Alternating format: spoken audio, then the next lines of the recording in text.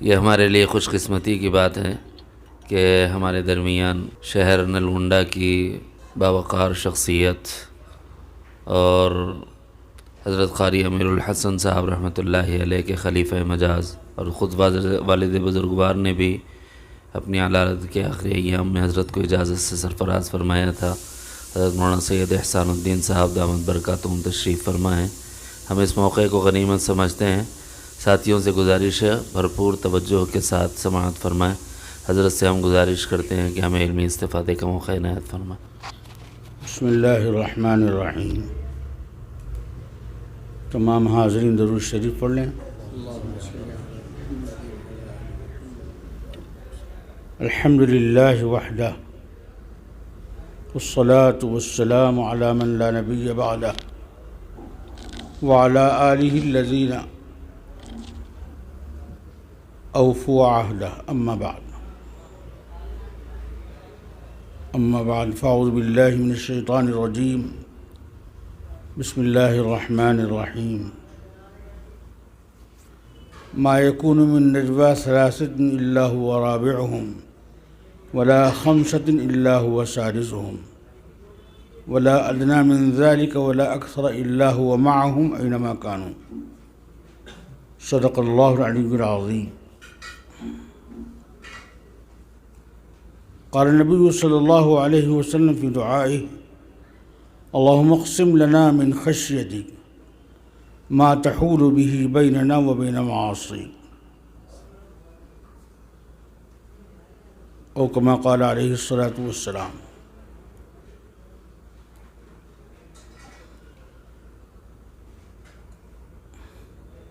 حضرت مولانا ضیاء الرحمن صاحب دامت برکاتہم اور عزیز گرامی قدر جناب مولانا فضل الرحمن محمود صاحب عزیز مجدون اور معزز سامعین کرام، میں اپنی علالت کے سلسلے میں یہاں پرسوں رات حاضر ہوا تھا۔ اچانک خیال آیا کہ آج مجلس کا دن ہے اور مولانا محمود صاحب ابھی عمرے سے فارغ ہو کر آئے ہیں، تو یہاں قران السعدین ہو جائے گا، دونوں حضرات سے ملاقات ہو جائے گی۔ یہ خیال کر کے چند منٹ کے لیے یہاں حاضر ہو گیا۔ عزیزوں اور دوستو، آپ حضرات یہاں دین کی محبت میں جمع ہوئے ہیں۔ حاضری کی غرض کوئی دنیا طلبی یا جاہ طلبی یا کوئی اور منفعت مالی مادی نہیں، بلکہ اللہ کی محبت میں جمع ہوئے ہیں، جس کے بارے میں بڑی بشارتیں حدیث میں آئی ہیں کہ اللہ تعالیٰ قیامت کے دن ان کو 14ویں رات سے زیادہ چمکائیں گے اور ان کو اعلیٰ مناصب پر اور اونچے اونچے مقامات پر فائز کریں گے، جن پر انبیاء اور شہداء بھی رشک کریں گے۔ اور وہ آپ جیسے حضرات ہی ہوں گے جو مختلف مقامات سے، مختلف خاندان و برادریوں سے اللہ کی محبت، دین کی محبت، اس کے نبی صلی اللہ علیہ وسلم کی محبت میں جمع ہوں گے اور اللہ کا ذکر کریں گے۔ تو یہ بڑی بابرکت اور بڑی پرسعادت مجلس ہے، اس کو معمولی نہ سمجھیے گا۔ ایک 2 ساعت صحبت با اولیاء بہتر سارا طاعت بے لیا۔ میری زیست کا حال کیا پوچھتے ہو، میری زیست کا حال کیا پوچھتے ہو، نہ پیری نہ طفلی نہ اس میں جوانی، نہ پیری نہ طفلی نہ اس میں جوانی، جو چند ساعتیں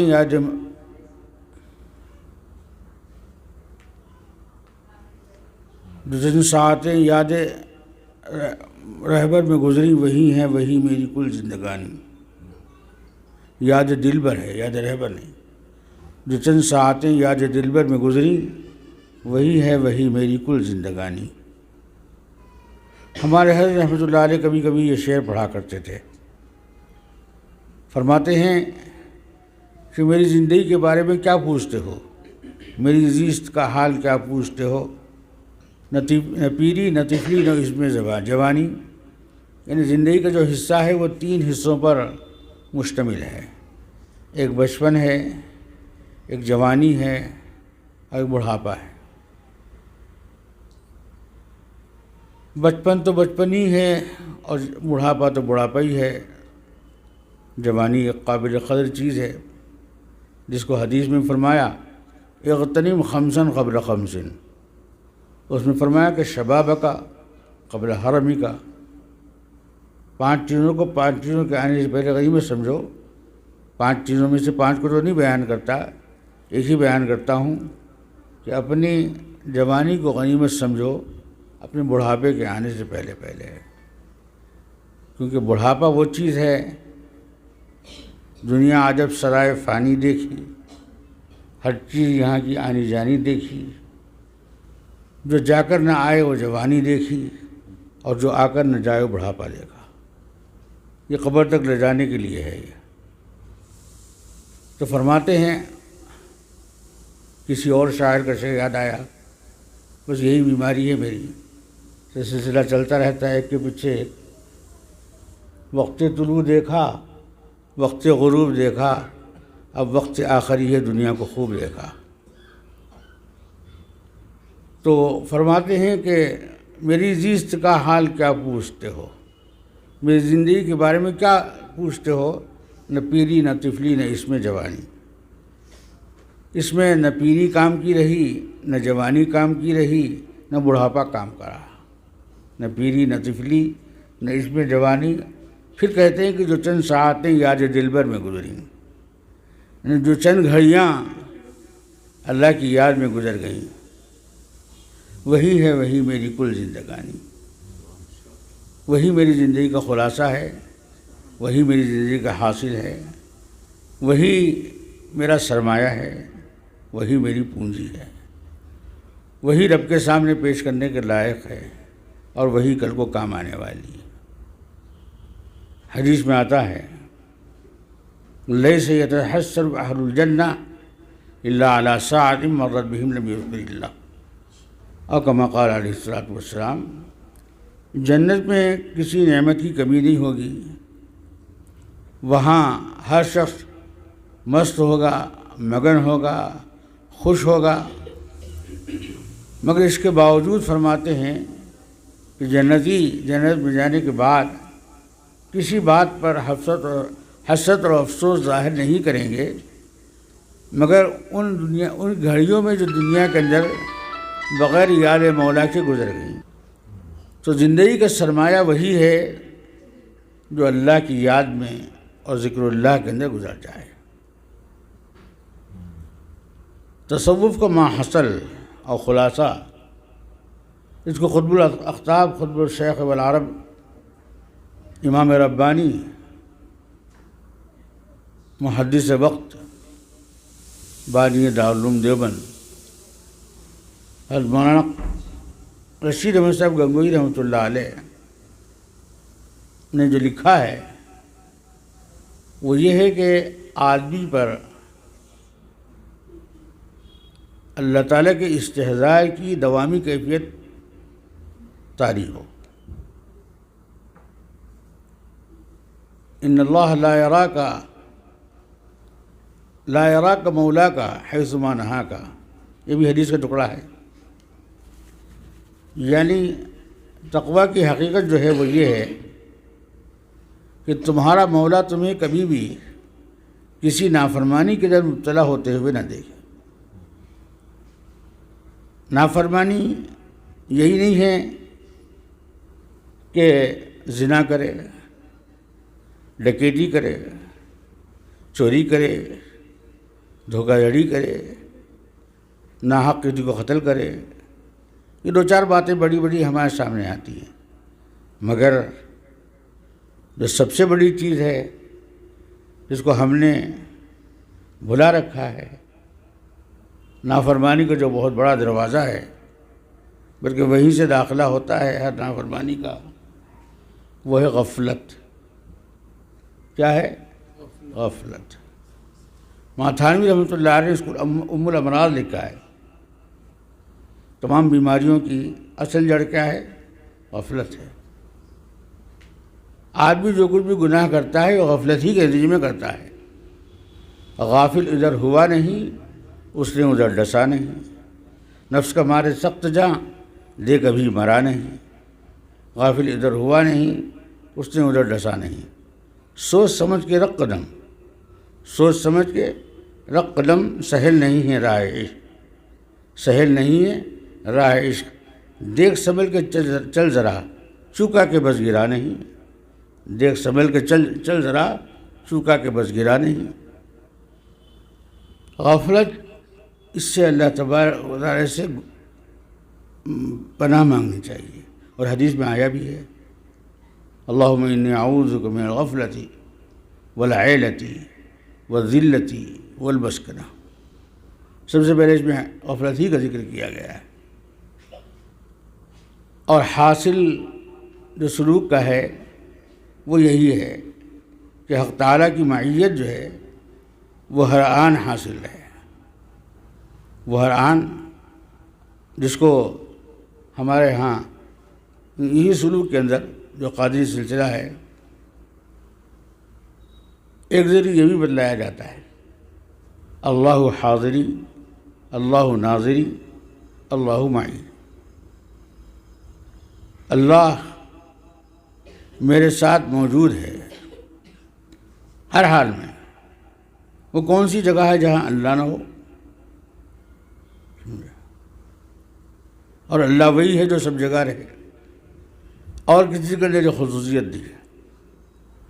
کالے پہاڑ پر، کالی رات کے اندر کالی چونٹی چل رہی ہے، اللہ تعالیٰ اس کو دیکھ رہا ہے، اور اللہ تعالیٰ وہاں ہے۔ اللہ ناظری، اللہ مجھے ہر وقت دیکھ رہا ہے، اور اللہ ناظری، اللہ مجھے دیکھ رہا ہے، اللہ حاضر ہے، موجود ہے، اور اللہ میرے ساتھ ہے۔ اسی واسطے علماء دیوبند اور علماء بریلی کے نزدیک ایک مسئلہ وہ جو دونوں کے درمیان مختلف ہی ہے، وہ یہ ہے کہ وہ سمجھتے ہیں کہ رسول اللہ صلی اللہ علیہ وسلم اللہ کی طرح سب جگہ حاضر ہیں۔ اسی واسطے جب سلام ہوتا ہے تو وہ ادب سے کھڑے بھی ہو جاتے ہیں، یہ سمجھ کر کہ رسول اللہ صلی اللہ علیہ وسلم موجود ہیں۔ خیر، وہ ان کا اپنا نظریہ، ان کا اپنا خیال ہے، ہمیں اس پر بحث کرنے کی ضرورت نہیں ہے۔ تو کہنے کا خلاصہ یہ ہے کہ اللہ حاضر ہے اور اللہ دیکھ رہا ہے، میرا کوئی حال کسی وقت اس سے مخفی نہیں ہے، اور اس سے، اس کی نگاہوں سے اوجھل نہیں ہے، اور اس کا علم سے باہر نہیں۔ اور اللہ معی، اللہ میرے ساتھ ہے، اور یہ تو قرآن میں آیا ہے، وَهُوَ مَعَكُمْ أَيْنَمَا كُنْتُمْ وَاللَّهُ بِمَا تَعْمَلُونَ بَصِيرٌ۔ وہ تمہارے ساتھ ہے جہاں کہیں تم ہوتے ہو، اور وہ تمہیں دیکھ رہا ہے، تمہارے سب اعمال سے باخبر ہے اور بصیر ہے۔ اور پھر اس کو اور زیادہ وضاحت سے سورہ مجادلہ میں فرمایا ہے، مَا يَكُونُ مِن نَجْوَىٰ ثَلَاثَةٍ إِلَّا هُوَ رَابِعُهُمْ۔ جہاں کہیں تین موجود ہوتے ہیں، وہاں چوتھا اللہ تبارک و تعالیٰ ہوتا ہے۔ اور پھر آگے فرمایا، وَلَا خَمْسَةٍ إِلَّا هُوَ رَابِعُهُمْ وَلَا خَمْسَةٍ إِلَّا هُوَ سَادِسُهُمْ۔ جہاں کہیں پانچ ہوتے ہیں تو وہاں چھٹا اللہ تبارک و تعالیٰ ہوتا ہے۔ وَلَا أَدْنَىٰ مِن ذَلِكَ وَلَا أَكْثَرَ إِلَّا هُوَ مَعَهُمْ أَيْنَمَا كَانُوا۔ پھر فرمایا کہ اس سے کم اور اس سے زیادہ، 3 سے کم تو 2 ہے، اور 2 سے کم 1 ہے، اور زیادہ کی کوئی حد نہیں ہے، مگر اللہ تعالیٰ موجود ہوتا ہے۔ جو کرتا ہے تو چھپ کے اہل جہاں سے، جو کرتا ہے تو چھپ کے اہل جہاں سے، کوئی دیکھتا ہے تجھے آسمان سے، کوئی دیکھتا ہے تجھے آسمان سے۔ وہ ایک بزرگ کا واقعہ آپ نے بارہا سنا ہوگا۔ یہ مجلس مذاکرے کی ہے اور تذکیر ہے۔ وذکر فانما انت مذکر، یاد دہانی کرائیے آپ، اس لیے کہ آپ کا کام لوگوں کو یاد دہانی کرنا ہے۔ معلومات رہتی ہیں، مگر جب تذکرہ ہوتا ہے تو وہ تازہ ہو جاتی ہیں۔ صحابہ کرام فرماتے ہیں تعالوا نجدد ایماننا، آؤ ہم ایمان کی تجدید کریں۔ کیا مطلب؟ ایمان تو ہے پہلے سے، مطلب کہ ایمانی اور ایمانیات کا مذاکرہ کریں، تاکہ اذا تکرر فی اللسان تقرر فی القلب، جب کوئی بات بار بار زبان پر آتی ہے تو وہ دل کے اندر جاگزی ہو جاتی ہے، پیوست ہو جاتی ہے، بیٹھ جاتی ہے۔ غفلت جو چیز اوجھل ہو گئی تھی، پھر اس کی یاد دہانی اور تازگی پیدا ہو جاتی ہے۔ تو فرمایا کہ جو ہے آؤ، صحابہ ایک دوسرے کو بلاتے تھے، نجدد ایماننا، ہم اپنے ایمان کی تجدید کیا کریں، ایمانی مذاکرے کریں، اس سے ایمان کے اندر ترقی ہو، اضافہ ہو۔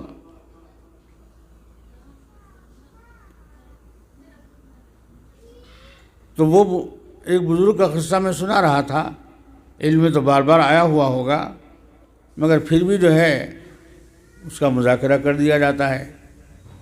کسی بزرگ کے یہاں کوئی صاحب آئے ارادت مندی کی غرض سے، تاکہ ان سے حسن نسبت کریں۔ اللہ والوں کی خدمت میں اس واسطے جاتے ہیں تاکہ جو ہے غفلت دور ہو اور ملکہ یادداشت وہ مضبوط ہو جائے، راسخ ہو جائے۔ حضوری گر ہمی خواہی ازو غافل مشو حافظ، یہ حضوری ہے، اور حضی نام ہے غفلت کے ختم کرنے کا۔ تو ان بزرگ کی خدمت میں جب پہنچے تو تھوڑی ہی دنوں کے اندر ان کو مجاز کر دیا گیا، خلافت ان کو عطا فرما دی گئی۔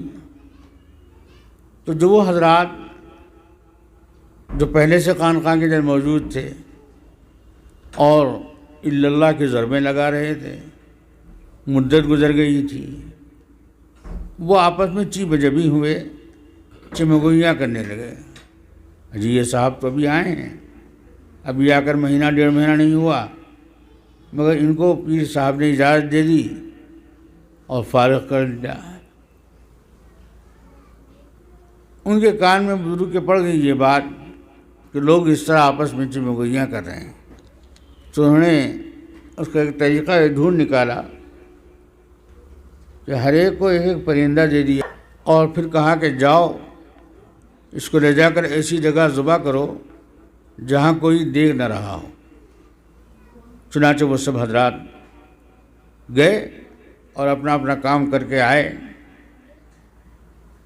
حضرت نے پوچھا کہ بھئی کیا ہوا؟ کہا کہ حضرت آپ نے جو فرمایا تھا کہ کسی کی نظر نہ دیکھے ایسی جگہ ذبح کرو، میں فلاں جنگل میں گیا، دوسرے کہا میں فلاں پہاڑ میں گیا، تیسرے کہا میں فلاں کوہ میں گیا، چوتھے نے کہا میں فلاں غار میں گیا، پانچویں نے کہا میں نے کمرے کا دروازہ بند کر لیا، وغیرہ وغیرہ۔ پھر ان صاحب کو جن کو خلافت دی گئی تھی ان کے ہاتھ میں جو دیکھا تو پرندہ جوں کا توں موجود ہے۔ تو شیخ نے بظاہر ان کو سختی دکھاتے ہوئے کہا کہ کیا ہوا تم مرغ جیسے کہ ویسے لے آئے؟ تو انہوں نے کہا کہ حضرت میں جہاں بھی گیا وہاں ایک ذات مجھے دیکھ رہی تھی، سمجھے؟ کہا کہ کون تھا؟ کہا کہ اللہ تبارک و تعالیٰ کی ذات تھی۔ آپ نے یہ فرمایا تھا کہ ایسی جگہ جا کر کے ذبح کرو کہ جہاں کوئی دیکھ نہ رہا ہو، مگر میں جہاں جاتا وہاں میں اس کی آنکھ کو برابر دیکھتا کہ وہ اس کو دیکھ رہی ہے۔ پھر شیخ نے ان پر واضح کیا کہ دیکھو یہ فرق ہے تمہارے اندر اور تمہارے ان نئے ساتھی کے اندر۔ بعض بزرگوں نے ایسی بھی تعبیر دی کہ کچھ کچی لکڑیاں اور کچھ پکی لکڑیاں سوکھی ہوئی جلانے کو دے دی۔ ایک کو دیکھا سوکھی کو تھوڑی دیر کے اندر جل کر کے راکھ ہو گئیں، اور دوسری لکڑیاں پھونکتے ہی رہی، دھواں نکلتا رہا، آگ لگنے کو تیار نہیں۔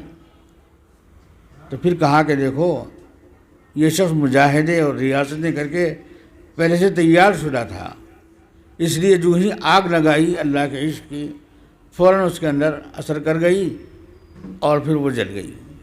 اور یہ جو ہے کچی لکڑیاں تھیں، اس واسطے جو ہے اس کو پھونکتے ہی رہے مگر اس میں آگ نہیں لگی۔ تو اندرون اپنا بنانے کی ضرورت ہے اور اس پر توجہ دینے کی ضرورت ہے۔ دل اللہ تبارک و تعالیٰ کی تجلی گاہ ہے۔ ایک حدیث غالباً امام غزالی رحمۃ اللہ علیہ نے احیاء علوم الدین کے اندر لکھی ہے کہ لم یسعنی عبدی ولا ارضی ولا سمائی، لم یسعنی ارضی ولا سمائی ولیکن وسعنی قلب عبدی المؤمن، جس کو کسی شاعر نے ترجمے میں کہا ہے ارض و سما کہاں تیری وسعت کو پا سکے، ارض و سما کہاں تیری وسعت کو پا سکے، میرا ہی دل ہے وہ کہ جہاں تو سما سکے۔ زمین و آسمان کسی کے اندر میری سمائی نہیں ہو سکی، مومن بندے کے قلب کے اندر میں سما جاتا ہوں۔ تو یہ اللہ تبارک و تعالیٰ کی تجلی گاہ ہے، اس پر محنت کی ضرورت ہے۔ انبیاء علیہ الصلوۃ والسلام جو تشریف لاتے ہیں ان کی تشریف آوری کا مقصد کیا ہے؟ انسانی دل پر محنت کرنا ہے۔ وہ جسم پر جو محنت کرنے والے ہیں وہ اطباء جسمانی کہلاتے ہیں، حکماء ہیں، ڈاکٹر ہیں، طبیب ہیں۔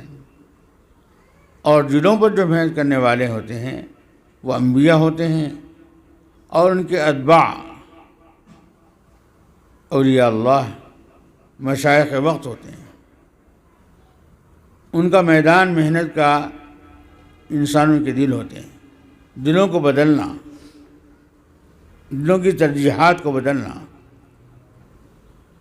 اور دلوں کے اندر جو گندگیاں ہیں ان سے دلوں کو صاف کرنا۔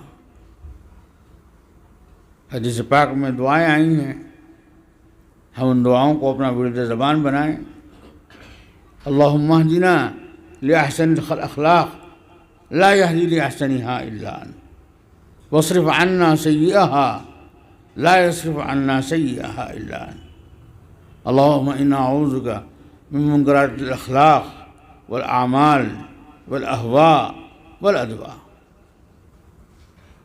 سب کے اندر یہی کہا گیا کہ اے اللہ میرے قلب کے اندر جو برائیاں ہیں، میرے دل کے اندر جو خباثتیں بھری ہوئی ہیں، ان سے مجھے پاک فرما کر کے ان کی جگہ پر اچھے اخلاق وہ پیدا فرما دیجیے۔ انسان اخلاق کا نام ہے، جسم کا صورت کا نام انسان نہیں۔ پیر رومی رحمۃ اللہ علیہ نے فرمایا ہے، جلال الدین رومی رحمۃ اللہ علیہ جن کی کتاب مثنوی مولوی معنوی ہست قرآن در زبان پہلوی کہا گیا ہے۔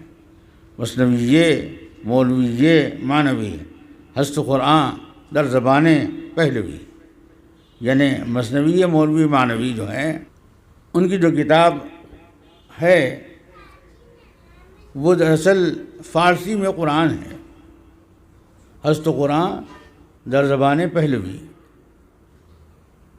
مطلب ہے کہ کوئی نیا قرآن نہیں ہے وہ جو اس قرآن کے بعد نازل ہوا ہو، مطلب وہ مضامین جو قرآن پاک میں آئے ہیں ان کو اپنی کتاب میں، اپنے الفاظ میں، اپنے اشعار کے اندر بیان کیا ہے۔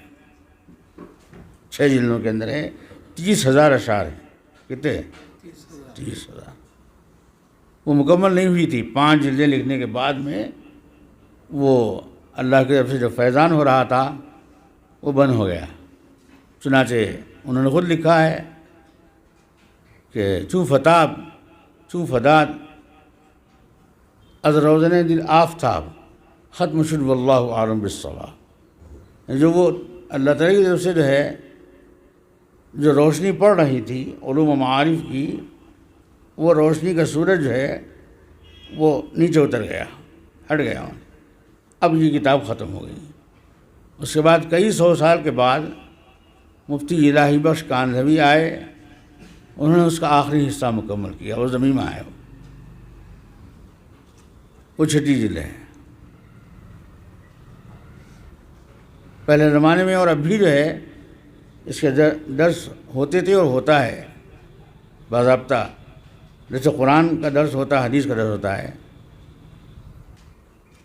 حضرت مولانا قاسم صاحب نانوتوی رحمۃ اللہ علیہ فرمایا کرتے تھے 4 کتابیں البیلی ہیں، 4 کتابیں البیلی ہیں، قرآن شریف، بخاری شریف، ہدایہ اور مثنوی، ان کے بارے میں کہا کرتے تھے۔ تو اس میں انہوں نے لکھا ہے گر بصورت آدمی انسان بدے احمد و بو جہل ہم یکساں بدے۔ اگر صورت ہی سے انسان کو کا اعتبار کیا جائے تو ابو جہل اور نبی پاک صلی اللہ علیہ وسلم دونوں یکساں۔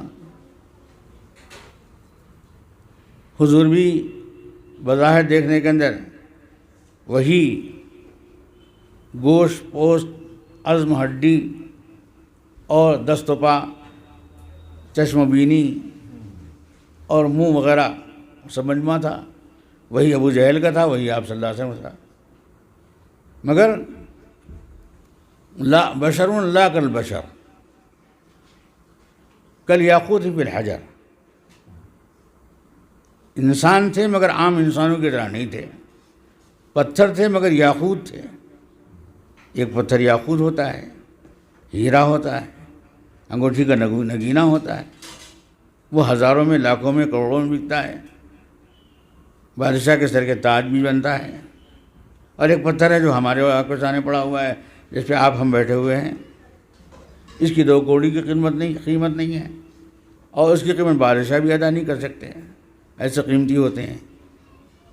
تو نبی کریم صلی اللہ علیہ وسلم اپنی خصوصیت کی وجہ سے وہ عام بشر نہیں تھے، گر بصورت آدمی انسان بدے احمد و بو جہل ہم افساں بدے۔ آدمیت لحم و شحم و پوست نیت، آدمیت جز رضائے دوست نیست۔ آدمی جو ہے گوشت کا اور پوست کا نام نہیں ہے، آدمیت جو ہے اللہ کی رضا والی اعمال کا نام ہے، جو اس کا حامل ہو۔ پھر انہوں سے صندل اور لکڑی سے بھی مشابہت دیا۔ آگے ایک اور شعر بھی ہے جس کو یاد نہیں آ رہا ہے۔ ایک تو صندل کی وہ لکڑی ہے، ایک عام لکڑی ہے جس کو ہم آپ چولہے میں جلاتے ہیں کھانا پکانے کے لیے، وہ بھی لکڑی ہے، اور صندل کی لکڑی بھی لکڑی ہے، اس سے خوشبو پھوٹتی ہے، اور یہ تو اس کے اندر کوئی خوشبو نہیں ہوتی، وہ قیمتی ہوتی ہے۔ آج کل بخور چلتا ہے بہت زیادہ، گھروں کے اندر لگایا جاتا ہے، اور مہمانوں کی آمد پر اس سے استقبال کیا جاتا ہے۔ وہ کیا ہے؟ وہ بھی ایک لکڑی ہے جو آسام کے جنگلوں کے اندر ملتی ہے، اور پتہ نہیں کہاں ملتی ہے، چونکہ وہاں کے ایک تاجر ہمارے ہاں ملنے کے لیے آئے تھے کسی موقع سے، تو معلوم ہوا کہ ان کا کاروبار بخور کا ہے، جنگل سے جوٹیاں اٹھا کے لاتے ہیں، اور عطر کے لیے بہت قیمتی، بڑی قیمت کے اوپر اس کو فروخت کیا جاتا ہے۔ تو لکڑی وہ بھی ہے، لکڑی یہ بھی ہے، مگر دونوں میں فرق ہے۔ تو بہرحال آدمی کی جو قیمت رکھتی ہے وہ آدمی کے دل سے اور اس کے اندرون کے بننے سے ہوتی ہے، اور انبیاء کرام کی تشریف آوری دل پر محنت کرنے کے لیے ہوئی ہے، جسم پر محنت کرنے کے لیے نہیں ہوئی۔ جسم تو مرنے والا ہے، مٹنے والا ہے، ختم ہونے والا ہے، فنا ہونے والا ہے۔ وہاں الیاس صاحب رحمۃ اللہ علیہ بیمار ہوئے، کاندھا سے کچھ لوگ تشریف لائے حضرت کی مزاج پرسی و عیادت کے لیے۔ حضرت نے فرمایا تم مٹ جانے والے جسم کی خیریت دریافت کرنے والے کے لیے آیا ہو، اور حضور صلی اللہ علیہ وسلم کا دین جو ہمیشہ کے لیے آیا ہے وہ مٹنے والا نہیں ہے، اس کی تم کو فکر نہیں ہے، وہ مٹ رہا ہے۔ آخری وقت میں بھی حضرت پر بہت کیفیت طاری تھی، اور بہت زیادہ گرویدہ، بہت زیادہ